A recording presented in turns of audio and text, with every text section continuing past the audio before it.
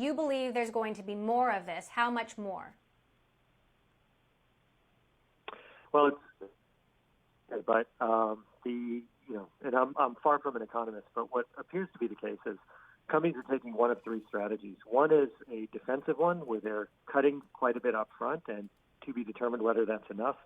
There's some that are kind of going on offense. So you read about Facebook, for example, increasing hiring in the face of a downturn, which I think if you can afford to is strategically clever. And then some companies in the middle that are kind of trimming the fat and preparing for a long haul. I worry listening to epidemiologists that there may be a second wave or more to come. It's also hard to re-employ the millions of people who've come out of work. And so, my hope is that companies move quickly to find roles for them, but in the past, companies have been slow to do so. So I worry the downturn may be longer than folks expect.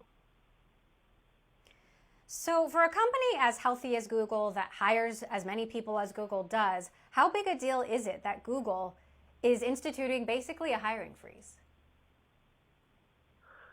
So I'm not close to what's happening at Google these days, but hiring, when I was at Google, always had ebbs and flows. So I don't, from the outside, it doesn't look like that big a deal. I think, companies like Google kind of fall in the category of when times are good, they kind of, hire a lot, they spend a lot. And when times are bad, whether out of panic or deliberate thoughtfulness, they kind of take the opportunity to slow things down. And as they say, a crisis is also an opportunity. And so I think you'll probably see more companies being thoughtful about that going forward.